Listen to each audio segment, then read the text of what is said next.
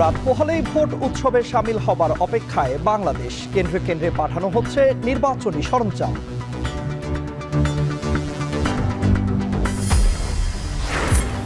শান্তিপূর্ণ ভোট করতে প্রতিজ্ঞাবদ্ধ ইসি। পরদিন সকালেই বেশিরভাগ কেন্দ্রের ফলাফল মিলবে। দেশি বিদেশি পর্যবেক্ষকদের জানালেন সিইসি। জাতির কাছে যে ওয়াদা দিয়েছি, free, fair and credible election offer করবো আমরা ইনশাল্লাহ। ঢাকার 13 আসনে 1400-র বেশি কেন্দ্র ঝুঁকিপূর্ণ। সারা দেশে অনিয়ম ঠেকাতে নিরাপত্তা জোরদার। সড়ক মহাসড়কে চলছে তল্লাশি। এবং সৈয়দপুর বিমানবন্দরে অর্ধ কোটি টাকা সহ ঠাকুরগাঁও জেলা জামায়াতের আমির বেলাল উদ্দিন আটক। বিষয়টি ভিন্ন খাতে নেয়ার চেষ্টা চলছে দাবি দলটির।